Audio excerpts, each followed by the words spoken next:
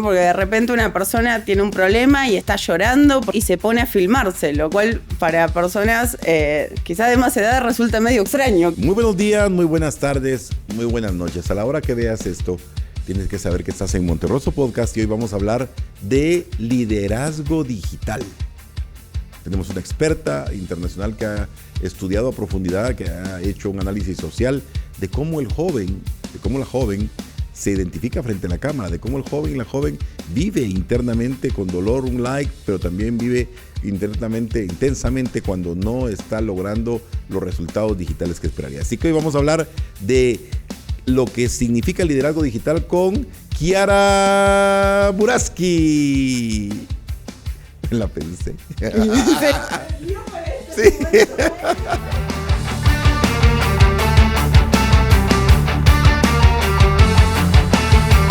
Kiara, qué gusto que estés acá con nosotros desde Buenos Aires para Guatemala. Vuelo largo. Sí, un vuelo largo. ¿Qué tal estuvo el viaje? No, estuvo muy bien. Así que sí. Gracias a vos por invitarme para acá y a todos los jóvenes que nos están viendo también por su tiempo. Claro que sí, muchas gracias. Hoy vamos a hablar de un tema que les interesa muchísimo.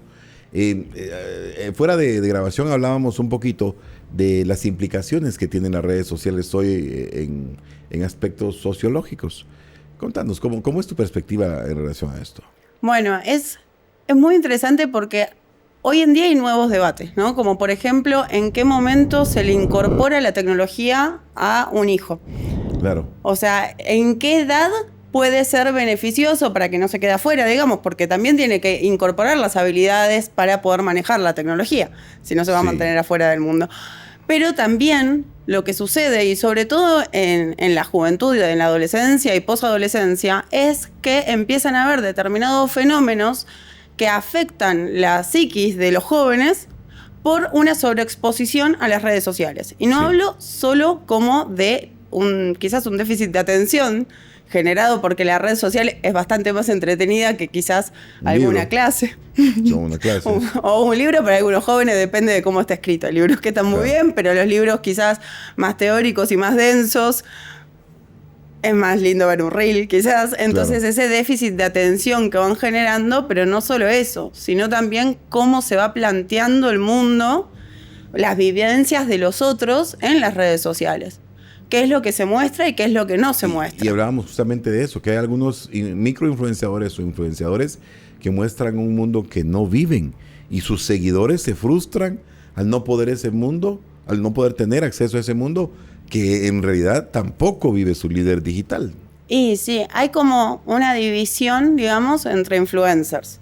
Sí. Tenemos por un lado los influencers del mundo ideal, de la pareja ideal, de la casa ordenada, que se van de la casa de sus padres, se van jóvenes, consiguen alquilar un departamento o comprar un coche.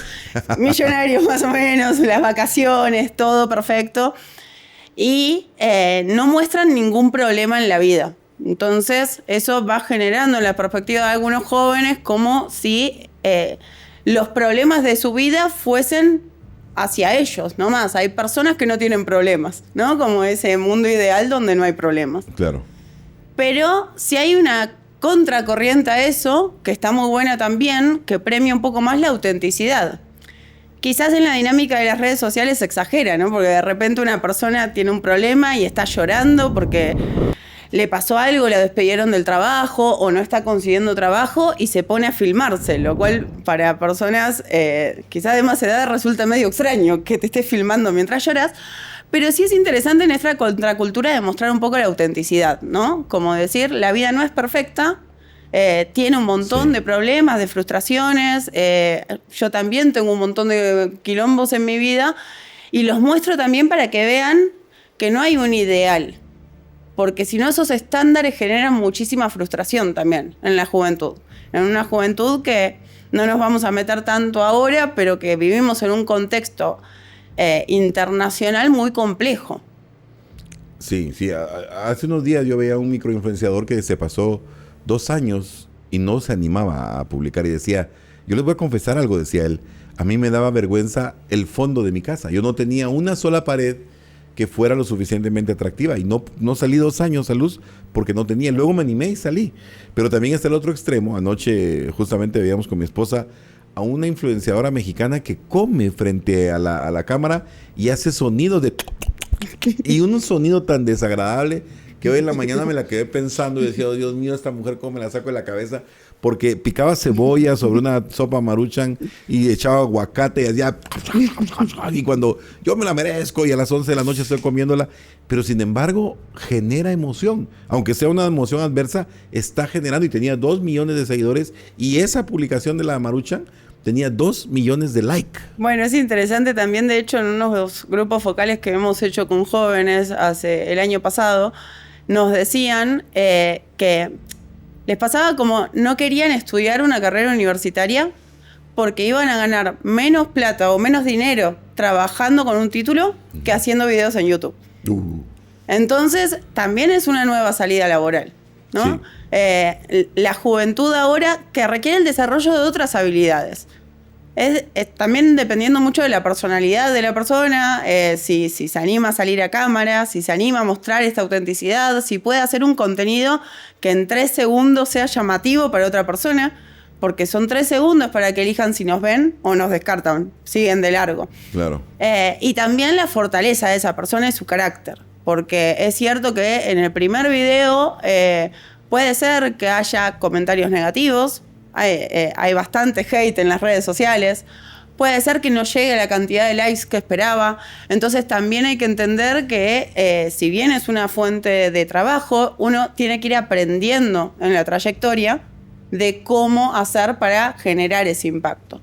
Y me parece importante también encontrarle una función social. Porque yo estudié, por ejemplo, licenciatura en sociología y quizás ni bien me anoté en la carrera, pero a medida que avancé en la carrera fui encontrándole un objetivo de cómo yo voy a transformar el mundo desde mi lugar, con mi título y mi experiencia y mi trabajo.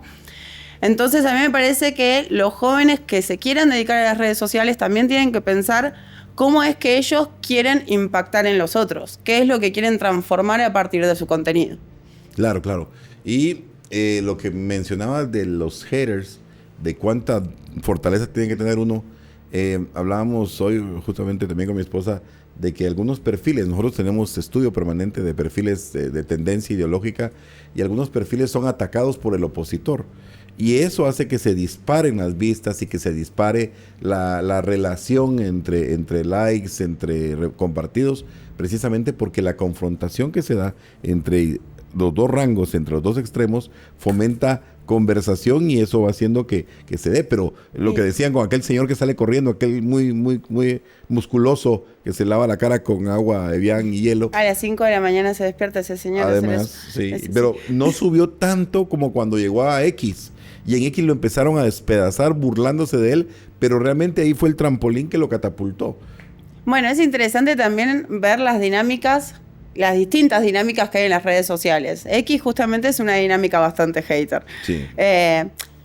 Pero yo creo que un joven de 16 años que quizás inicia en esto, tiene que comprender bien que, o sea, está advertido de que va a recibir ese hate. Sí. Tiene que formarse la autoestima también. He visto un montón de influencers que quizás, pasa bastante en programas de stream políticos, donde la política despierta pasiones, digamos, y han recibido tantas críticas que han tenido que renunciar a sus trabajos y han llorado directamente y se han ido de cámara por el escándalo y el hate que han recibido.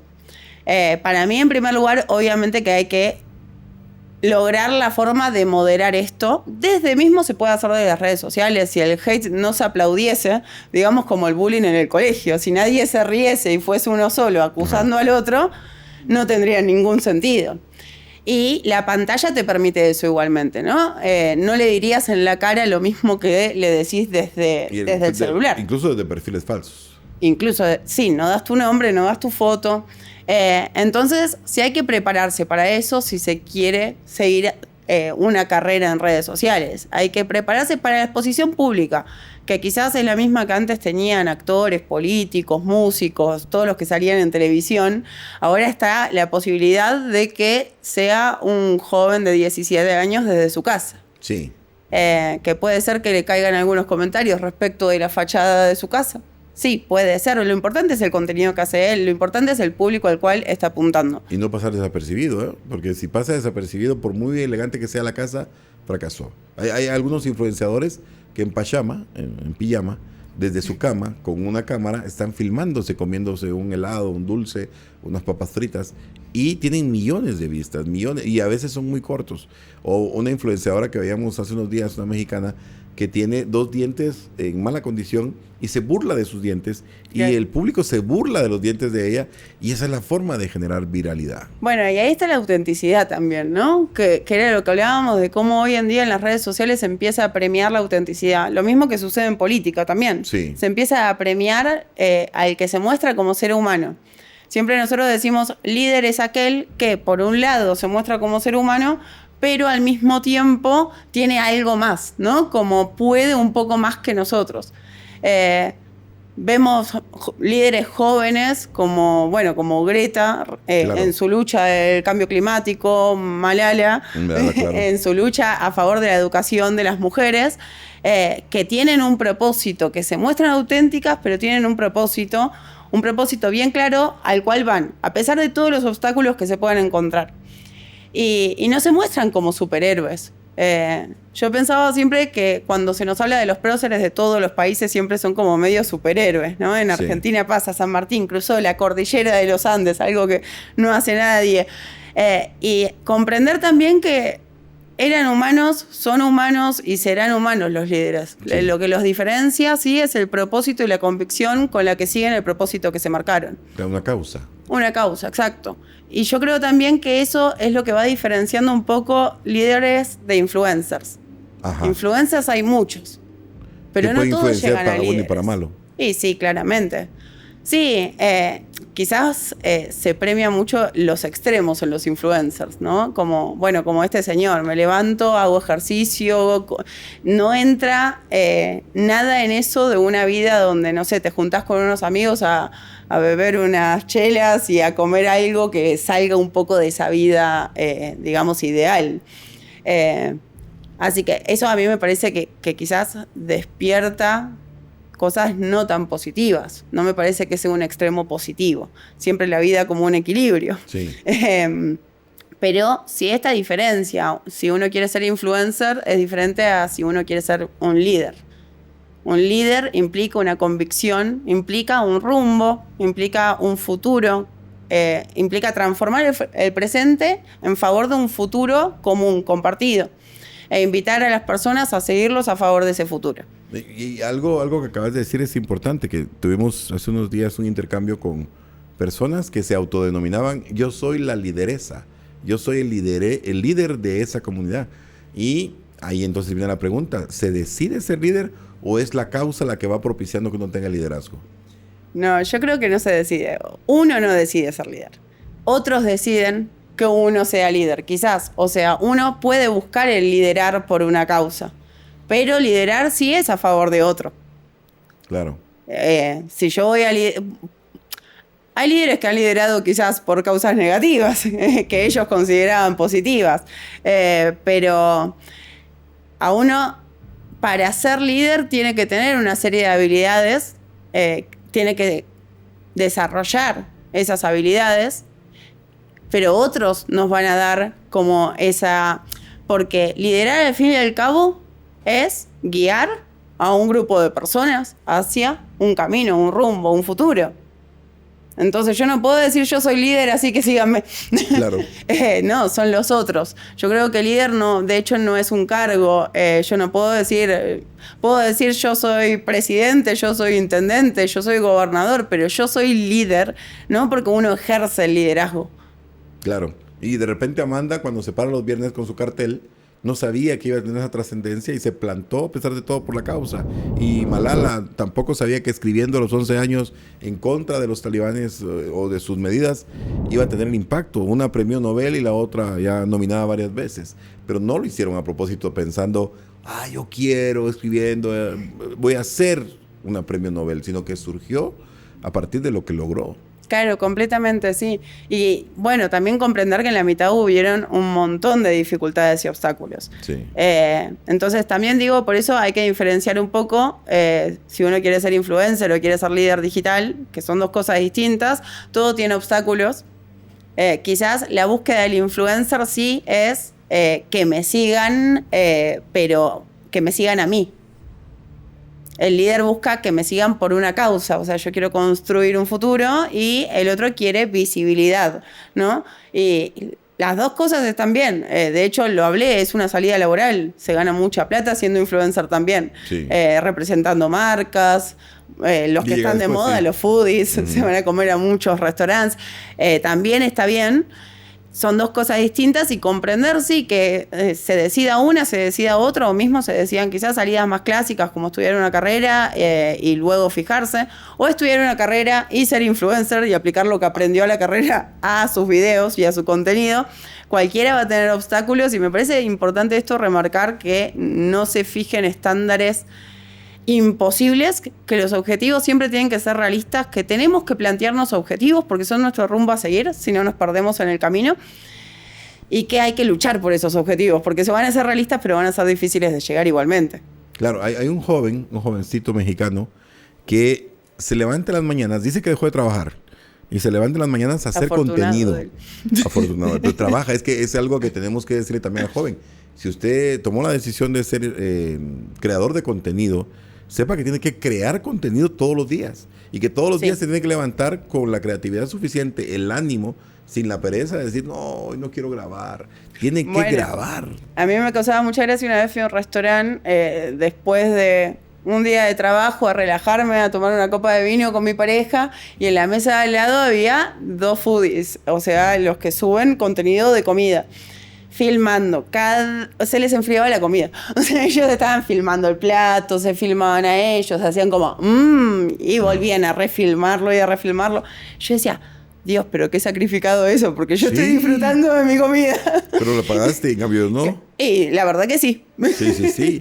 Es la diferencia. Sí, el que tiene que crear contenido, y valga la expresión tiene, lo ve como un trabajo. Y este joven mexicano ya enseña a otros jóvenes a cómo hacer contenido, pero él dice, yo hago un live todos los días y lo tengo que hacer, y de hecho cuando está enseñando, está coachando jóvenes, también está haciendo un live y va subiendo y dice, yo gano ahora 3,000 quetzales, por ejemplo, el equivalente a 3,000 quetzales a la semana, gano 12,000, pero he ganado a veces 30,000, he ganado 25,000 y decidí dejar mi trabajo porque en esto gano más, pero todos los días tengo que filmar, todos los días. Y regaña, hay una parte de sus videos donde dice, no seas vago, no seas huevón, filma. Y sea el que tengas ganas o no, filma. Y es parte de lo que tienen que hacer los creadores de contenido, filmar. Y no solo filmar, también este desarrollo de habilidades de las que hablábamos. Sí. Porque uno, para poder comunicarse en redes sociales, implica no solo planificar su comunicación de qué es lo que va a decir, sino también su comunicación no verbal. Claro. Comunicación no verbal, que es importante. La voz tiene que ver, las pausas tienen que ver, la forma en la que se proyecta, en la que se mira la cámara, tiene que ver la forma incluso de la palabra hablada. Y la dinámica, porque sucede, a pesar de que muchos videos muchas veces se ven subtitulados directamente y sin el sonido, porque uno vive mucho con el celular en la mano. Sí. Igualmente, si una persona no logra tener distintos volúmenes de voz, timbres de voz, no puede generar emoción. Claro. Si es completamente monótono, no genera emoción. Ninguna historia, cuando se le lee un cuento a un niño, no vamos a decir, y vino el lobo a buscar a la abuela a la casa, y entonces la abuela le dijo, porque nadie, o sea, el niño es como no va a sentir nada con eso. La emoción que uno le da con el timbre de voz, las pausas, el volumen, como si fuese una especie de montaña rusa, esa intensidad, también comunica un montón. Y también, obviamente, los gestos, la postura y etcétera. Son un montón de cosas a ver, y el creador de contenido no solo crea el contenido en ese momento, sino que previamente lo planifica, que también implica un trabajo. Es como al igual que un maestro o un docente, no solo da la clase, también prepara la clase, luego corrige. Luego el influencer mira sus métricas, va viendo qué es lo que impactó más, qué impactó menos. Tiene que hacer una evaluación, un análisis de su competencia, de su comunidad. Entonces, si bien es cierto que es una salida laboral nueva en la que se puede monetizar y hacer plata, también es cierto que es un trabajo duro. Si uno se lo plantea como simplemente voy a filmar un video de 30 segundos, no lo va a conseguir claramente. No. Y quiero dejar constancia de que Kiara y Santiago me trajeron un matecito. No había probado nunca el mate. La verdad es que en Guatemala hay un alcalde que ha marcado con su mate la historia, porque ahora se llama Neto Brand, el alcalde, y anda con su termo en todas partes, y cuando uno se toma un mate ahora piensa en Neto. Entonces, y ahora puedes ir con él a compartir un mate y te puedes cebar. Muchas gracias, muy amable, sí. Primero tienes que aprender arte. bien Hubo que curar el potecito, ¿cómo se llama? El mate. ¿Esto es el mate? Sí. Esto es exactamente el mate. Este es el mate, esta es la bombilla. La bombilla. ¿Y esto? Yerba, mate. La yerba mate. Pues bien, hoy estamos, gracias a Santiago, gracias a Kiara por este presente. Por favor, y yo invito a todo el mundo mundial a tomar la bebida que toma Messi. Ándale, sí. De hecho, se dice que nosotros tenemos a los mejores jugadores de fútbol porque toman mate. Messi y Maradona, los dos, punto en común que argentinos, pero toman mate. Claro. Ahorita se ofendieron muchos que le van a Cristiano Ronaldo, ¿no? Sí, bueno, él no toma mate, entonces no va a llegar no va a llegar al mundo mundial. Pero si alguien le regala un mate, quizás. Sí, tal vez sea tan bueno como Maradona y como puede ser. Bien, si tú tuvieras que dar algunos consejos a los jóvenes para que vayan mejorando su rendimiento digital, claro, cada caso en particular, y es indudable que hay que estudiar cada nicho de mercado, cada grupo meta, cada comunidad, hay que diferenciarla, pero si tuviéramos que dar algunos consejos a los jóvenes que nos están viendo en ese liderazgo digital, ¿qué piensas que pudiéramos decirles? Bueno, vos sabés que yo soy, muy metódica, entonces para mí todo depende. Depende de la persona, depende de qué es lo que quiere hacer, pero para mí, sí, así en general, puedo decir que lo más importante es plantearse objetivos, pero no solo plantearse objetivos a largo plazo, también a corto plazo. ¿Qué es lo que quiero que le quede a mi audiencia después de que vea este video? ¿Y por qué si lo van a mandar a otros? O sea, ¿dónde yo voy a tocar? Hablamos de dudas, deseos y dolores de la audiencia, ¿no? Dudas, deseos y dolores. Las 3D, para conectar. O sea, yo voy a tocar dudas, deseos o dolores. Eso que estás diciendo es muy importante.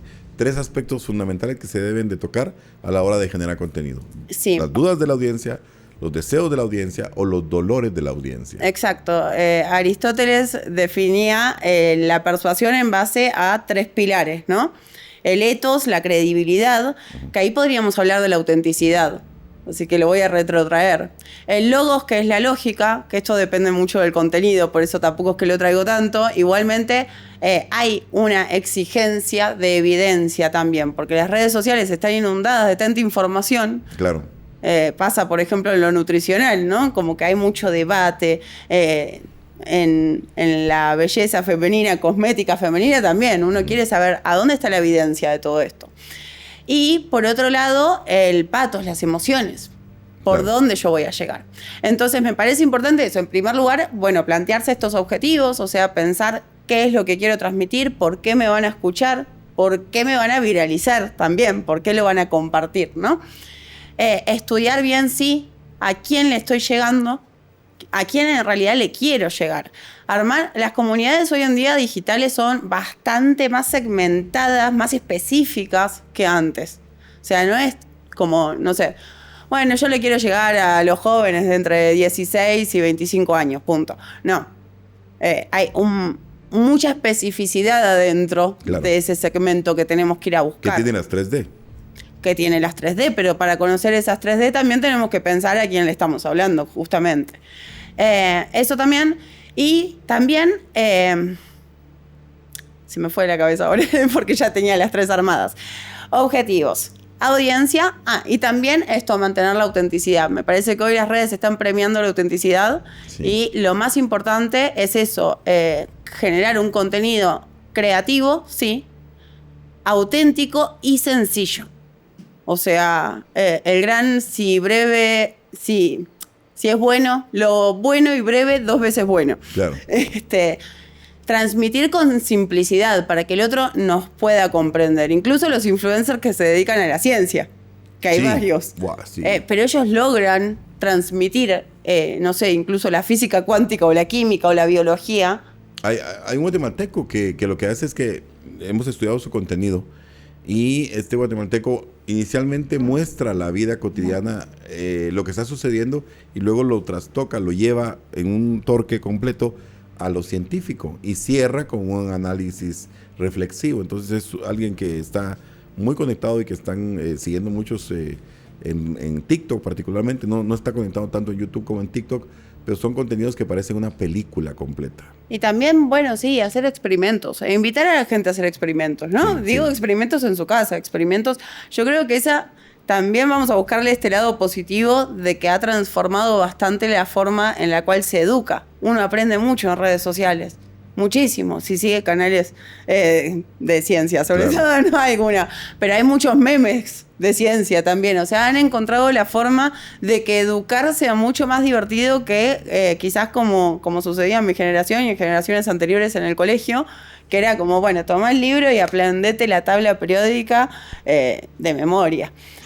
Hoy en día se permite mucho más el juego, y en las redes sociales eso es lo que sucede también. Se pueden hacer experimentos. También la inteligencia artificial facilita la creación de determinados videos muy impactantes que pueden demostrar experimentos. Correcto. ¿Le repetimos las 3D a la audiencia? Dudas, deseos, dolores. Dudas, deseos, dolores. Los 3 aspectos que recomendadas que se deben de tocar para poder tener más impacto. Sí, y por último, para cerrar, tener en cuenta que las modas cambian, ¿sí? El algoritmo a veces premia determinadas cosas, a veces premia otra, porque va mucho con el tema de la moda, pero la convicción siempre da sentido a algo, siempre permanece. Entonces, si uno quiere como a largo plazo construir una comunidad, construir un futuro, tiene que encontrar ese sentido, esa convicción, ese propósito. Me parece que eso es lo más importante para la juventud hoy en día. Resiliencia, es decir, capacidad como de aguantar la frustración. Flexibilidad, porque estamos viviendo en momentos de mucho cambio con la inteligencia artificial por sobre todas las cosas, de cambios en todos los sentidos. Y sí planificar qué futuro quieren vivir, y que no esperen que otro lo construya. Correcto. Porque no, o sea, quizás no exista esa persona, quizás son ellos mismos los que pueden hacerlo. Muy bien. Hoy agradecemos a Kiara, que ha estado con nosotros, Buraski. Buraski, exactamente. Kiara. Lo dije Kiara bien. con Kiara, CH. Kiara con CH. Porque se escribe CH, pero se pronuncia con K. Entonces, Kiara Buraski. Qué gusto haberla tenido con nosotros hablando de liderazgo digital. Un tema que está muy cerquita de ustedes y que constantemente revisan al scrollar el teléfono, pero que también tiene su arte y su ciencia detrás. Muchas gracias. Esto fue Monterroso Podcast.